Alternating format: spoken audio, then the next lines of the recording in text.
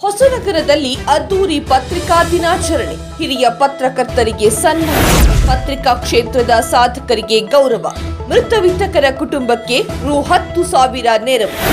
ಸಮಾಜಕ್ಕೆ ದಾರಿ ತೋರುವ ಪತ್ರಿಕೋದ್ಯಮ ಎಂದಿಗೂ ಬದಲಾಗದು. ಭರತ್ರಾಜ್. ಹೊಸನಗರದಲ್ಲಿ ಪತ್ರಕರ್ತರ ದಿನಾಚರಣೆ ಸಂಭ್ರಮ, ಸಾಧಕರಿಗೆ ಸನ್ಮಾನ, ವಿದ್ಯಾರ್ಥಿಗಳಿಗೆ ಬಹುಮಾನ.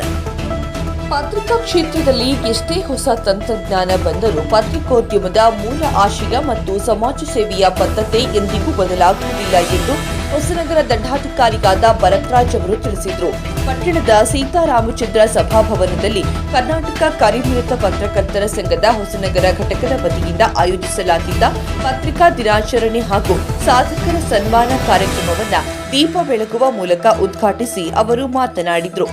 ಈ ವೇಳೆ ಮಾತನಾಡಿದ ಅವರು, ಸಮಾಜಕ್ಕೆ ಸರಿಯಾದ ದಿಕ್ಕು ತೋರಿಸುವಲ್ಲಿ ಪತ್ರಿಕೆಗಳ ಪಾತ್ರ ಅತ್ಯಂತ ಮಹತ್ವದ್ದಾಗಿದೆ. ಸತ್ಯ ಮತ್ತು ನಿಷ್ಠೆಯೊಂದಿಗೆ ಕಾರ್ಯನಿರ್ವಹಿಸುವ ಪತ್ರಿಕೋದ್ಯಮವೇ ಪ್ರಜಾಪ್ರಭುತ್ವದ ಬಲವಾಗಿದೆ ಎಂದು ಅಭಿಪ್ರಾಯವನ್ನು ವ್ಯಕ್ತಪಡಿಸಿದರು. ಕಾರ್ಯಕ್ರಮದಲ್ಲಿ ಪತ್ರಿಕಾ ಕ್ಷೇತ್ರದಲ್ಲಿ ಹಲವು ವರ್ಷಗಳಿಂದ ಸೇವೆ ಸಲ್ಲಿಸಿದ ಹಿರಿಯ ಪತ್ರಕರ್ತ ಬಿಜೆ ವೇಣುಗೋಪಾಲ್, ರಿಪ್ಪನ್ಪೇಟೆ ವರದಿಗಾರ ಚಿದಾನಂದ ಸ್ವಾಮಿ, ಪತ್ರಿಕೆ ವಿತರಕರಾದ ವಿಜಯೇಂದ್ರ ಪ್ರಭು ಹಾಗೂ ಶಿವಕುಮಾರ್, ಓದುಗರಾದ ಮನ್ಸೂರ್ ಅಹಮದ್ ಅವರನ್ನ ಶಾಲು ಹೊದಿಸಿ ಹಾರ ಹಾಕಿ ಆತ್ಮೀಯವಾಗಿ ಸನ್ಮಾನಿಸಲಾಯಿತು.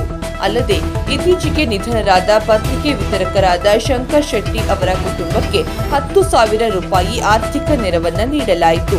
ಪ್ರಬಂಧ ಸ್ಪರ್ಧೆಯಲ್ಲಿ ವಿಜೇತರಾದ ಕೊಡಚಾದ್ರಿ ಪ್ರಥಮ ದರ್ಜೆ ಕಾಲೇಜಿನ ವಿದ್ಯಾರ್ಥಿಗಳಿಗೆ ಬಹುಮಾನವನ್ನು ವಿತರಿಸಲಾಯಿತು. ಈ ಸಂದರ್ಭದಲ್ಲಿ ವಿವಿಧ ಹಂತದ ಪದಾಧಿಕಾರಿಗಳು, ಸಾರ್ವಜನಿಕರು, ಪತ್ರಕರ್ತರು ಹಾಗೂ ಗಣ್ಯರು ಉಪಸ್ಥಿತರಿದ್ದು ಪತ್ರಿಕೋದ್ಯಮದ ಮೌಲ್ಯ, ಸಾಮಾಜಿಕ ಹೊಣೆಗಾರಿಕೆ ಹಾಗೂ ಸೇವಾ ಮನೋಭಾವವನ್ನು ಮತ್ತಷ್ಟು ಬಲಪಡಿಸುವ ಸಂಕಲ್ಪವನ್ನು ವ್ಯಕ್ತಪಡಿಸಿದರು.